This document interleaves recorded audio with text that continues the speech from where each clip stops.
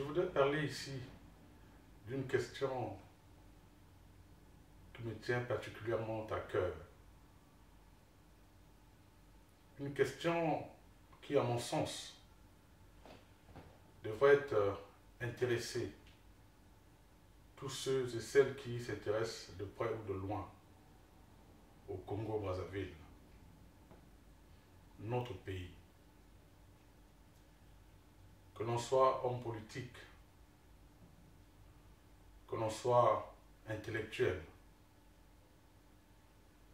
que l'on soit simplement observateur ou encore ami du Congo. Cette question devrait nous intéresser tous. C'est une question essentielle. C'est la question fondamentale dans notre pays. Je veux parler de la division. La division ethnique. La division du pays en nord et sud. Cette question est de mon point de vue essentielle parce que dès le commencement, elle a ruiné les chances de la construction de notre nation.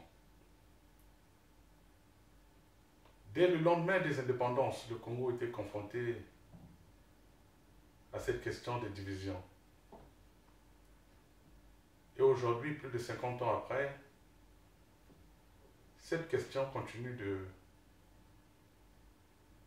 d'empêcher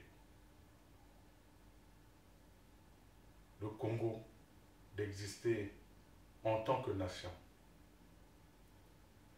Cette question continue d'empêcher le Congo de connaître son envol.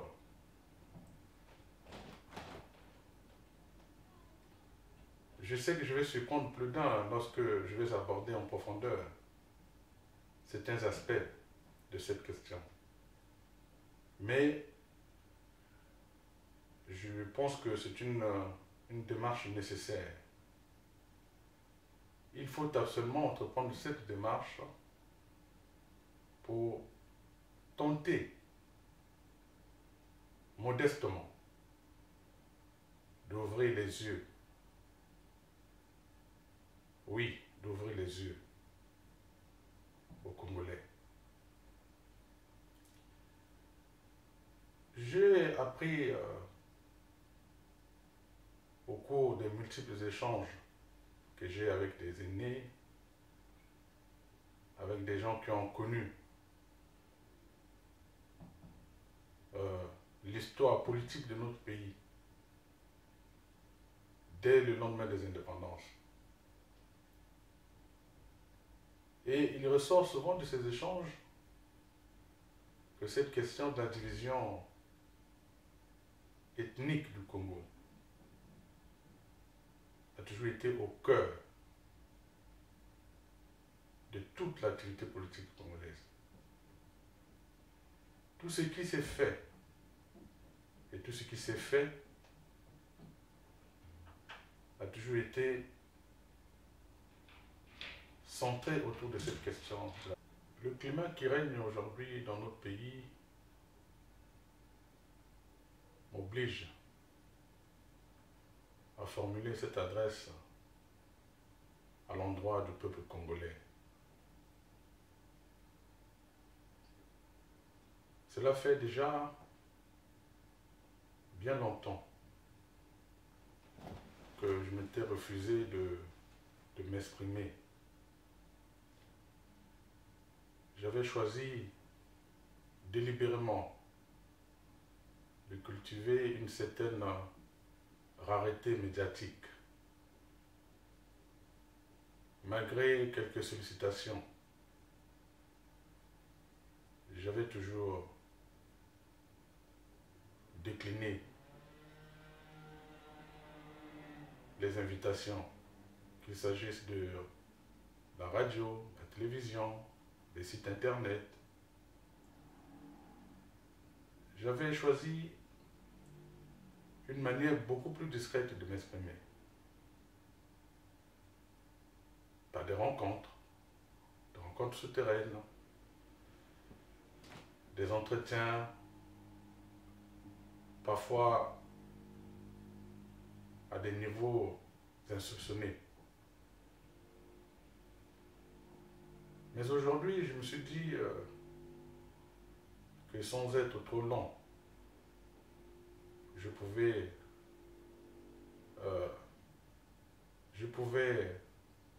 passer modestement un petit message aux Congolais. Cela fait déjà un certain temps que, encore une fois modestement, j'essaye d'apporter ma petite contribution dans le combat politique dans notre pays. Cela n'a pas toujours été facile pour moi, car j'ai souvent été l'objet parfois de critiques très sévères, parfois même de rejet aussi. Bon, ça peut être justifié ou même injustifié, mais c'est aussi cela le combat politique. Je me suis toujours considéré comme un homme qui a une certaine vision et qui ne doit pas se détourner de cette vision. Le chemin est toujours parsemé d'embûches, c'est une évidence. Et cela est propre à toute personne qui entend mener un combat politique. Il y a toujours quelqu'un qui peut vous savenir la planche. Il y a aussi des personnes qui sont parfois envoyées par le camp adverse pour tenter de vous déstabiliser. Et donc si vous n'êtes pas moralement préparé à ce genre d'attaques, parfois très dures et injustes, eh bien vous ne pouvez pas avancer. Le combat politique, c'est souvent une course de fond. Il faut donc savoir tenir bon. On prend beaucoup de coups. La vie familiale s'en trouve parfois bouleversée. Mais c'est ainsi. Voilà pourquoi j'ai toujours dit que plus on me tape dessus, plus ma peau se durcit et plus j'ai envie d'aller encore plus loin. Parce que je suis animé par, encore une fois, une vision. Je ne cherche pas une gloire. Et d'ailleurs, j'en ai jamais eu. J'ai été parfois accusé d'être au service du pouvoir de Sassou Nguesso par mes adversaires politiques. Simplement parce que j'ai eu un parcours. Et qui n'en a pas? Qui n'en a pas eu? Aujourd'hui, dans le cas du Congo, je pense que tout le monde a un parcours. D'aucuns ont été à l'UGC. Aujourd'hui, ils occultent complètement ce passage à l'UGC. Et ils font comme des personnes vierges qui n'ont jamais fait partie du système politique congolais. D'aucuns encore ont eu des parents qui ont été parfois des conseillers de Sassou Nguesso, sous Sassou 1, donc au temps du monopartisme, où il fallait absolument être membre du comité central du Parti congolais du travail. Ils ont donc été nourris à l'école PCT, ils ont été nourris avec l'argent du PCT, et aujourd'hui ils occultent totalement cette partie de leur vie. Et nous autres qui avons, on peut dire, eu la malchance, si on doit le dire ainsi, d'avoir côtoyé à un moment donné de notre vie, soit les enfants de M. Sassou Nguesso, soit des personnes qui sont aujourd'hui dans son système, eh bien nous sommes considérés comme des gens auxquels on ne peut pas pardonner, ou même on ne peut en aucun cas faire confiance. Mais heureusement que la vie, elle est parfois beaucoup plus compliquée que nous le pensions. Parce qu'on découvre aussi, encore une fois par nos échanges, parce qu'on s'élève chaque jour, on devient plus mature, plus mûr, et on s'apaise aussi. Donc on découvre aussi beaucoup de choses, y compris au sujet de personnes qui sont souvent très critiques à l'égard des personnes comme nous autres.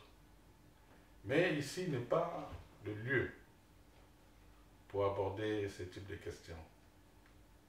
Le moment viendra un jour, si Dieu le veut, au cours d'un débat sur un plateau de télévision, j'aurai l'occasion, face à mon contradicteur, quel qu'il soit,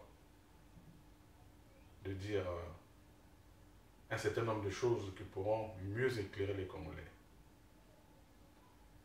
Mais je voudrais simplement aujourd'hui dire aux Congolais ceci. Le destin est parfois très tortueux. Oui, comme on dit souvent dans la vie, le destin suit toujours une voie très tortueuse. Donc, parfois, on peut aller même à l'opposé. Mais on finit toujours par revenir sur le chemin choisi par le destin. Et parfois aussi, il faut passer par un certain nombre d'étapes dans une vie pour que le destin s'accomplisse un jour. Moi, je ne suis pas sûr que toutes les personnes qui aujourd'hui militent, qui dans des associations de lutte contre le tabagisme, qui dans des associations pour la protection des victimes de ceci ou de cela, que ce soit pour tout ce qui est circulation routière et autres, je ne suis pas sûr qu'il n'y ait pas une raison à cela. Parfois, ça peut être dû au fait que dans sa vie, on a perdu un membre de sa famille dans un accident de circulation de la route. Ou simplement parce qu'on a eu dans sa vie un jour un membre de sa famille qui est décédé du fait du tabac, du tabagisme. Et finalement, ça déclenche en nous ce combat. Voyez-vous? Chacun peut se poser la question, qu'est-ce qui a pu faire que des grands destins, des hommes au grand destin comme Mandela aient pu mener le combat qui a été le sien, par exemple. Parfois, il a dû, dans sa famille, vivre des moments dramatiques du fait de l'apartheid. C'est qu'il a certainement poussé son destin à se révéler. Je peux remonter plus loin. Les Gandhi, les Martin Luther King, quels sont les mobiles qui les ont emmenés à prendre parfois le devant de ces grands combats et qui ont fini par faire d'eux des hommes au destin hors du commun? Personne ne le saura. Personne ne le saura peut-être jamais. Voyez-vous? Ceci pour dire que le parcours d'une vie est parfois l'accomplissement du destin tel que voulu dès le commencement. par lui-même le Créateur. Et si je remonte encore, même dans la Bible, il me semble que Moïse était juif. Mais il a eu, à un moment donné de sa vie,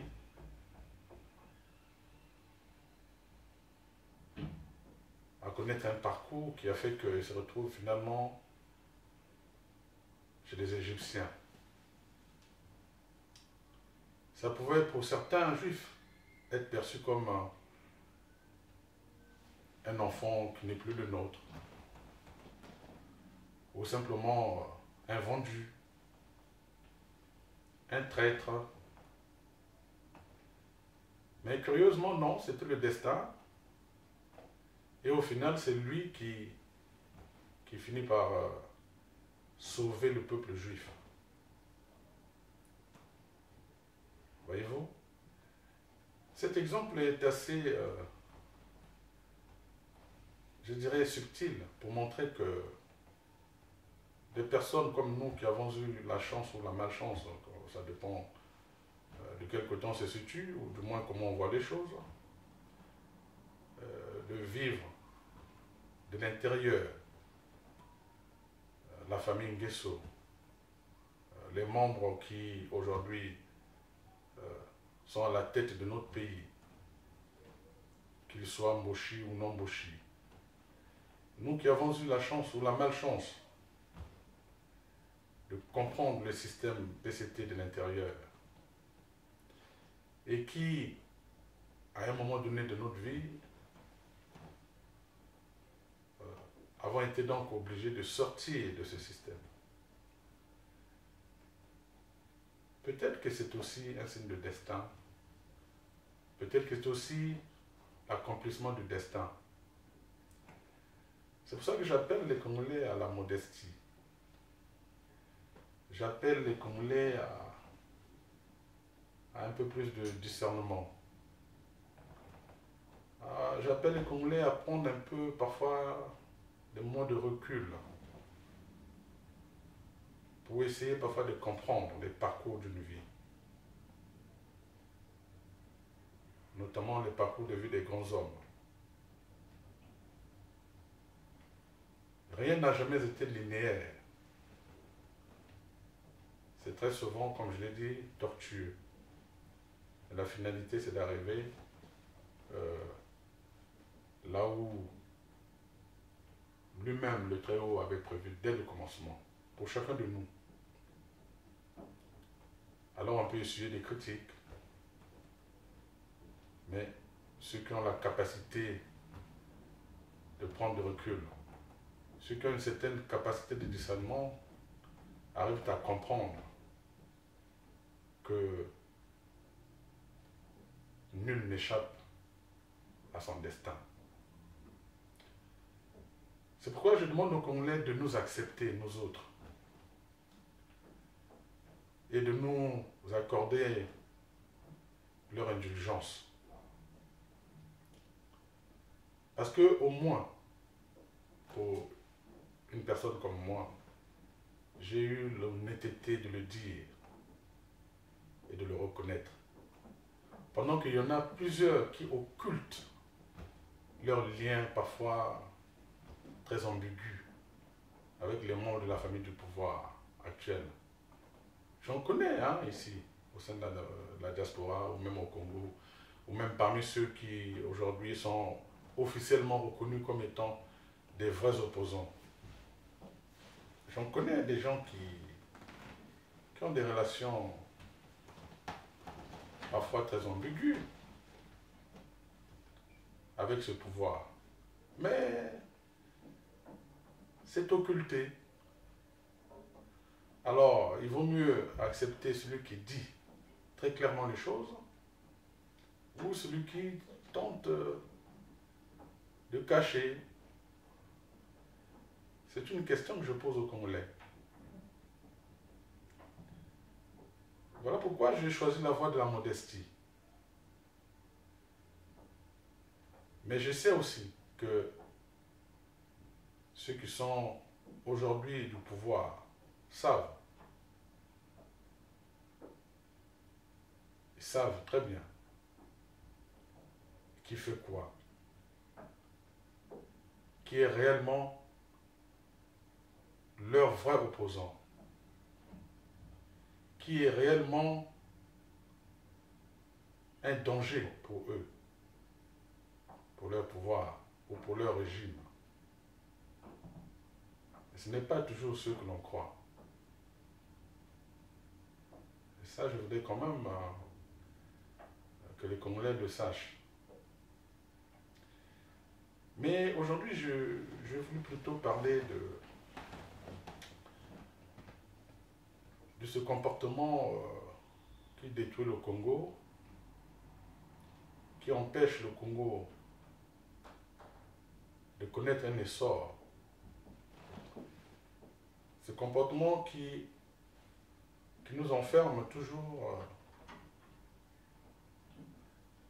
dans nos égoïsmes, dans une vision parfois très très obtuse, une vision qui ne favorise pas, je dirais même, l'épanouissement général dans notre pays. Je vais parler ici de la division du pays en un nord et en un sud. Cela nous fait beaucoup de mal aujourd'hui. Et depuis, je dirais, depuis le lendemain même des indépendances. Et très peu sont des Congolais qui aujourd'hui semblent ne serait-ce qu'en prendre conscience. Et ça, c'est dramatique pour un État. Mais c'est surtout dramatique pour des jeunes gens qui aspirent à un Congo meilleur, à un nouveau Congo. Si je parle de cela aujourd'hui, c'est parce que j'observe ce qui se passe, des arrestations qui se passent dans les différences générales. On a créé dans notre pays un climat général de défiance. En sorte qu'aujourd'hui, plus personne au Congo ne fait confiance en personne. Tout le monde est suspect. Tout le monde est potentiellement collaborateur. Tout le monde est potentiellement au service du pouvoir. Mais à qui profite cet état de fait? Le rejet des autres. À qui profite-t-il aujourd'hui? Ce sont des questions, encore une fois, que je pose aux Congolais. Lorsque je vois que le 4 mars 2012, un drame, mais sans précédent, s'est produit dans notre pays. Un drame que d'aucuns qualifient d'autodestruction. L'autodestruction. Pourquoi autodestruction? Parce qu'il se produit pas n'importe où à Brazzaville. Il se produit en Pilat. Et Sassou est considéré pour beaucoup comme l'homme d'un Pilat. Mais je peux encore pousser plus loin. Ce drame se produit dans le nord de Brazzaville. Et Sassou a toujours mis en avant l'unité du Nord. Mais exclusivement lorsqu'il s'agit de sauvegarder son pouvoir. pour Sassou, lorsqu'il s'agit de protéger le pouvoir de Sassou, lorsqu'il s'agit de préserver les intérêts de son clan, l'unité du Nord doit s'imposer à tous les fils du Nord. Mais uniquement lorsqu'il s'agit de Sassou et les siens. Jamais lorsqu'il s'agit des autres, fils du Nord. Sassou se vante partout et dit, lui, il ne doit rien aux fils du Nord. Il ne doit rien aux gens du Nord. Mais c'est lui qui, au contraire, a fait les gens du Nord. Bon, Dieu merci pour moi, je ne fais pas partie de ceux que Sassou a fait. Donc je suis libre. Je suis totalement libre vis-à-vis de M. Sassou. Je ne suis redevable en rien de lui. Donc je peux à la limite dire que je peux m'exprimer librement. Mais si j'aborde cette question, c'est pour simplement montrer que un pays ne se construit pas sur la base des divisions ethniques ou régionalistes.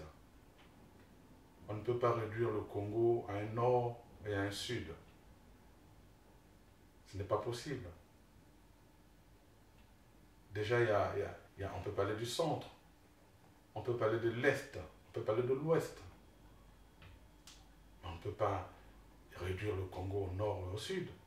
Le Congo est un tout, c'est un ensemble cohérent, avec certaines diversités qui doivent s'exprimer au nord, au sud, à l'est, à l'ouest. Même au sein d'une même région, il y a des diversités.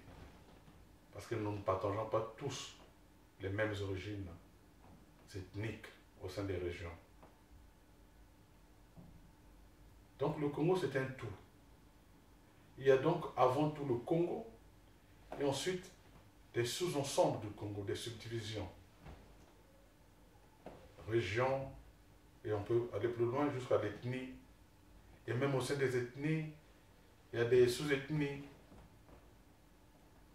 Donc quelqu'un ne peut pas réduire le Congo à un partage, à une division en deux, nord et sud, et jouer, surfer chaque fois sur le nord, sur le sud, selon que ça vous arrange ou non. Ce n'est pas possible. Et surtout 50 ans après. Alors, le 4 mars, puisque j'en parle, supposons que cet événement dramatique se soit produit au moment où M. Pascal Lissouba,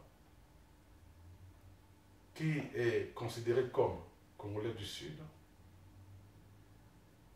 était au pouvoir.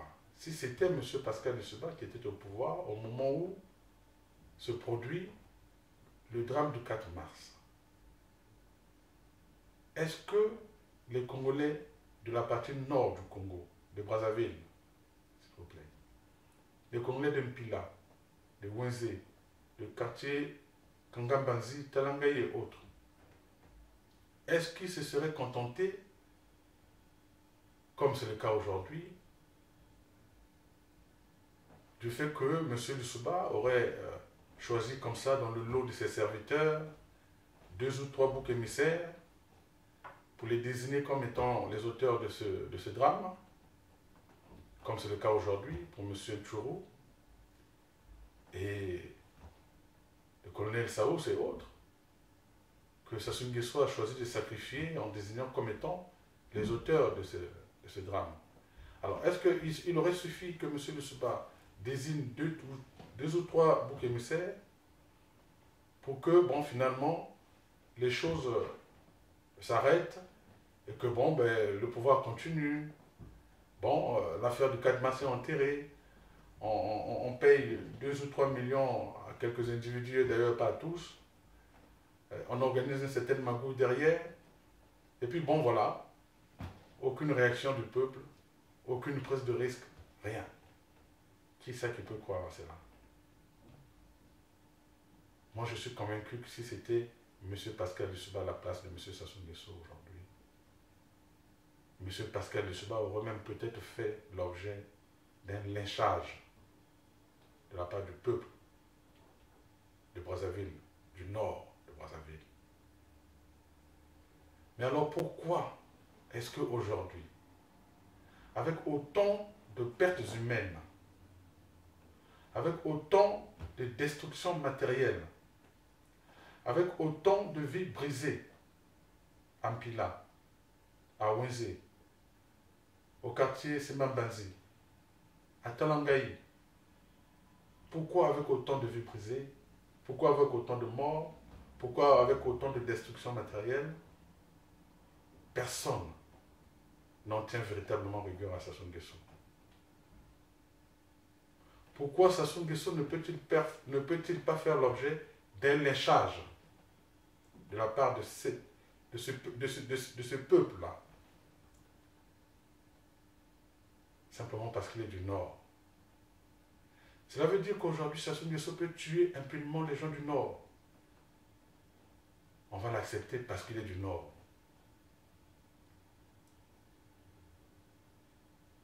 C'est quand même inadmissible dans un pays. Mais aujourd'hui, quand les fameux gens du Nord dorment dans la rue parce que leur maison a été cassée par le 4 mars, pensez-vous que M. Sassou Nguesso s'en soucie vraiment?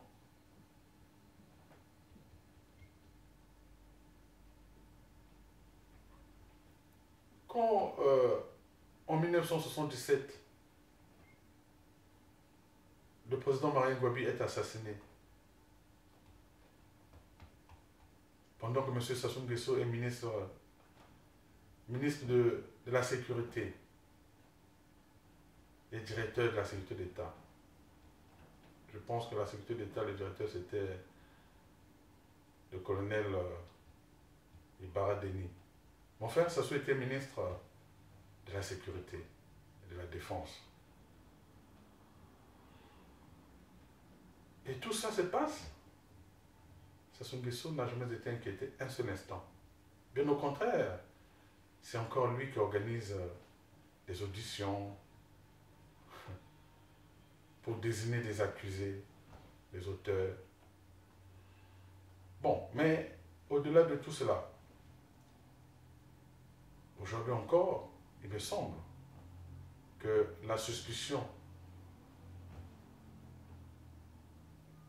le doute n'a jamais été levé sur la participation de M. Sassou Nguesso à cet assassinat de Marien Ngouabi. Marien Ngouabi n'était-il pas du Nord? Donc Sassou Nguesso peut tuer les autres fils du Nord. On ne peut pas les tenir rigueur. Mais je peux aller plus loin. Le massacre à Ouando. Je ne parle pas d'Onga parce qu'on va dire qu'il était rentré en rébellion. Mais en 97, les couillous sont jetés dans la Lima et tout ça. Ce sont des fils du Nord. Ça, on doit fermer les yeux. L'unité du Nord, en ce moment-là, elle n'a pas lieu d'être. Parce que la vie de Sassou Nguesso passe au-dessus de toute la vie ou de la vie de tous les fils du Nord. Ça veut dire que clairement, plutôt que de parler du Nord et du Sud, il vaut mieux plutôt parler de Sassou et de tout le reste. Parce que le Nord se résume à Sassou Nguesso. Il estime même qu'après lui, eh bien, le Nord devrait se résumer à son fils. Mais moi, je m'inscris en faux par rapport à cela. Moi, j'estime que l'on soit du Nord ou du Sud, on est avant tout Congolais. Je n'ai vraiment aucun scrupule à penser qu'un homme du Sud, qui est beaucoup mieux placé qu'un homme du Nord pour faire évoluer le Congo, doit mériter de commander le Congo, de diriger le Congo. Plutôt qu'un fils du Nord, parce que je serais du Nord, alors que ce fils du Nord serait moins méritant, serait moins digne. Ou encore inversement, un fils du Sud moins digne, eh bien je vais préférer un fils du Nord parce qu'il serait plus digne. Mais non pas parce qu'il est du Nord ou du Sud, mais parce qu'il est plus méritant. Et le pays va aller de l'avant. Donc je souhaiterais ici que mes frères qui se sont longtemps trompés en pensant que bon voilà, il ne faut pas porter la lourde responsabilité de voir un jour le pouvoir basculer au sud par mon fait, parce que j'aurais permis cela, parce que j'aurais contribué au départ de Sassou Nguesso. Non. Le Congo mérite mieux que ces petits arrangements entre nordistes ou entre sudistes. Non, le Congo mérite mieux. Regardez la France. Sarkozy est même venu d'ailleurs. Emmanuel Valls, c'est qu'aujourd'hui ils font la pluie et le beau temps ici. Ils sont venus d'ailleurs. Mais ce qui compte, c'est le rayonnement de la France. Voyez-vous? Il y a combien de fois des fils du Congo, simplement parce qu'ils seraient du Nord, on va l'exclure. Ou alors du Sud, on va l'exclure. Ou alors non Bouchi, on va l'exclure. Non Larry, on va l'exclure. Qu'est-ce que c'est que cette histoire? Et nous le vivons, nous, ici, au sein de la diaspora. Cette exclusion qui est due au fait que l'on ne soit pas du Sud. Parce qu'à Paris, les gens considèrent que les seuls vrais opposants à Sassou, ce sont des gens de Poule ou les gens du Nouveau-Land. Parce qu'eux auraient perdu la guerre ou auraient perdu le pouvoir. Et que tous ceux qui ne sont pas originaires de ces coins du Congo ne peuvent pas être des vrais opposants à Sassou Nguesso. Vous croyez que cela est de nature à favoriser le développement de notre pays? Ce n'est pas normal. Donc, la diabolisation gratuite de certains frères, simplement parce qu'on estime qu'ils sont du Nord, ou alors ils ont été avec les Nguesso hier, ou je ne sais pas, ça ne sert à rien du tout. Il faut plutôt privilégier la vision. Qu'est-ce que nous voulons faire? Où que nous voulons aller? Voilà ce qui compte. Et en ce moment-là, avec qui on peut faire chemin pour arriver à notre objectif? L'objectif aujourd'hui, c'est le changement. Le changement, non pas parce qu'on n'aime pas M. Sassou Nguesso, non. Le changement parce que cela fait déjà bientôt 30 ans qu'il est là. Et que même s'il avait bien fait, il arrive un moment où il faut passer la main à d'autres. La vie est ainsi faite. Dieu qui a créé le monde ou la vie a voulu que tout ait un début et une fin. Mais cela est valable pour le pouvoir. Sassou Nguesso dirige le Congo depuis bientôt 30 ans. Donc, il est tout à fait légitime qu'il passe la main à d'autres. Qu'il ait bien fait ou mal fait. C'est la nature qui le veut ainsi.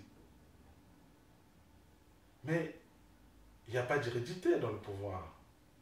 Pourquoi devrait-on aujourd'hui dire que si Sassou Nguesso n'est plus au pouvoir, il faut que son fils lui succède, ou son neveu? Mais est-ce qu'ils sont les personnes les mieux placées? Est-ce qu'ils sont les bonnes personnes pour le Congo que nous voulons? Est-ce qu'ils en ont les capacités intellectuelles, même morales? Ce sont des questions que même M. Denis Sassou Nguesso lui-même devait se poser s'il aime ce pays.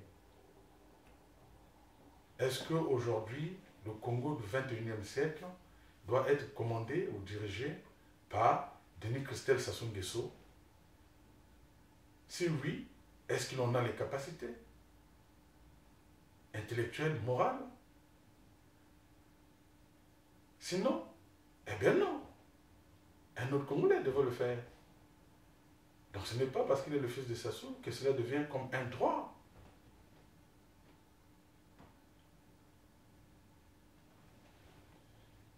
Lorsqu'on a été, comme M. Denis Sassou Nguesso, fils d'un paysan,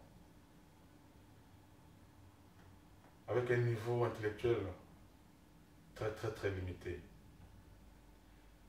Et qu'on est aujourd'hui arrivé à diriger un État comme le Congo, on doit pouvoir faire preuve d'humilité. On doit pouvoir faire preuve de beaucoup d'humilité. On doit pouvoir comprendre que chacun doit avoir une chance.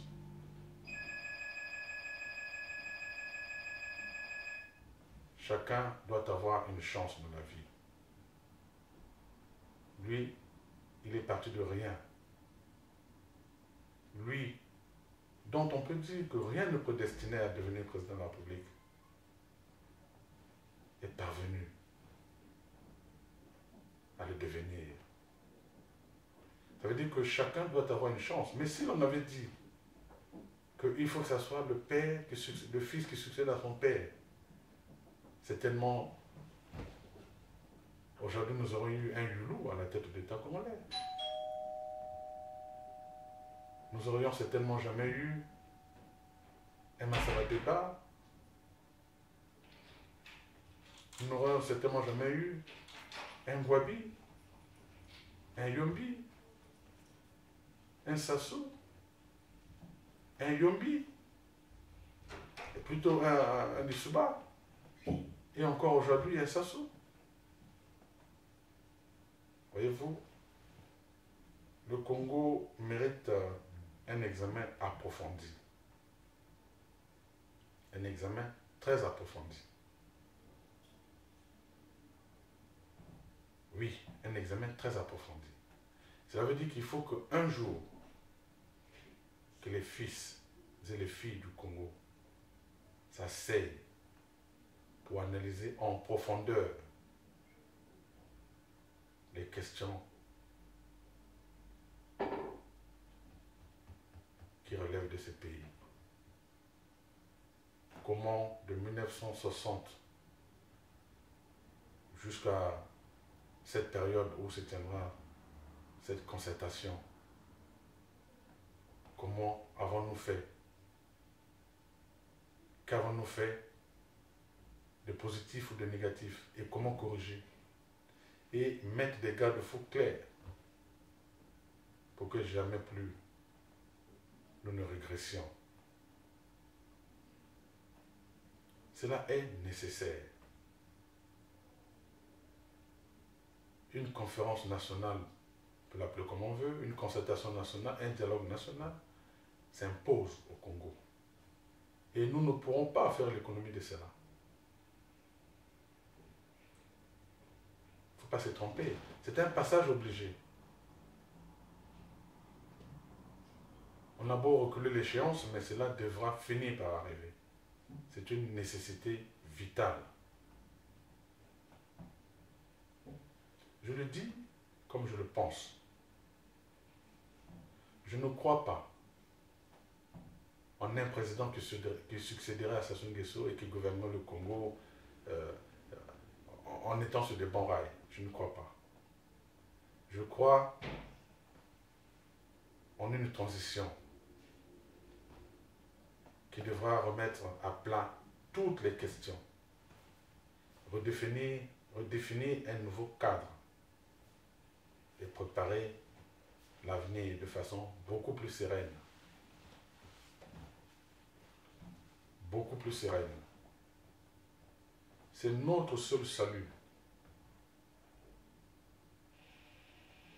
C'est pour vous dire que nous ne nous battons pas nous autres parce que nous avons des ambitions personnelles. Non. Pas du tout.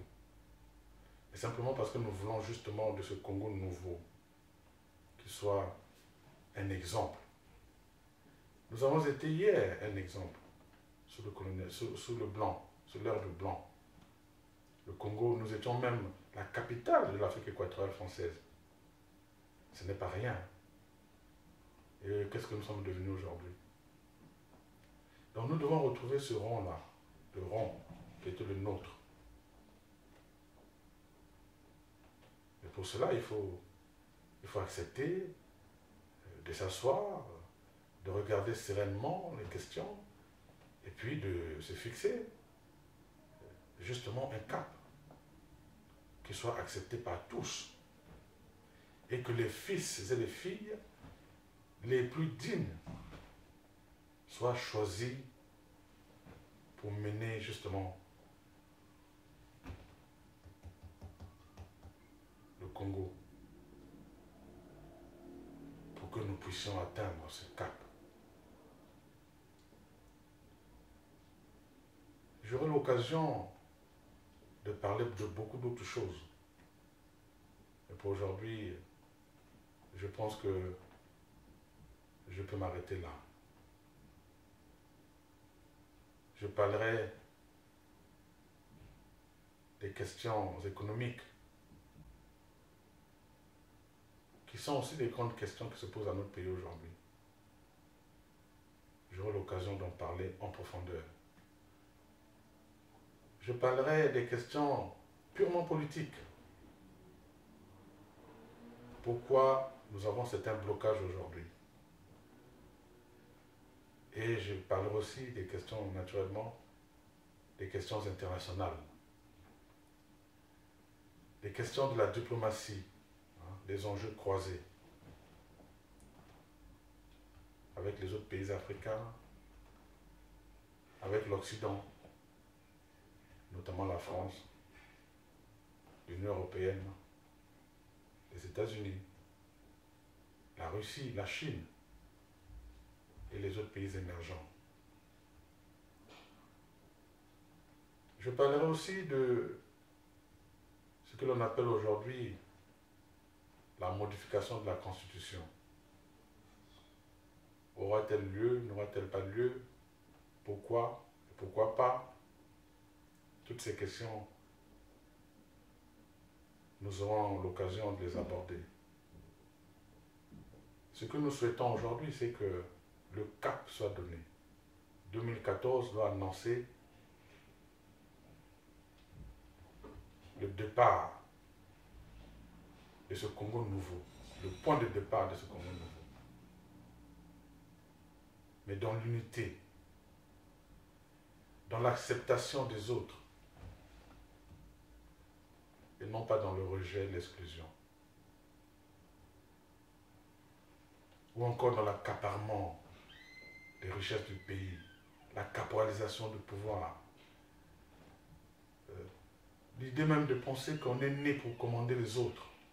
On est né pour être au-dessus des autres. L'hégémonie. L'hégémonie. Non. Il n'y a pas d'hégémonie qui tienne. Mais il y a un Congo qui doit rester fort parce que uni. Parce que chaque fils du nord, du sud, de l'est, de l'ouest doit se reconnaître d'abord congolais et prêt à y laisser sa vie pour l'honneur et la grandeur du Congo. C'est cela le Congo. Ce n'est pas l'hégémonie d'une région, d'une tribu ou d'un clan sur les autres. Pas du tout. Ceux qui sont dans cette optique, eh bien, ils ne l'emporteront jamais. Parce qu'il y aura toujours des Congolais qui se lèveront pour dire non. Et modestement, tant que Dieu me prêtera vie, je m'y opposerai toujours. Et ce,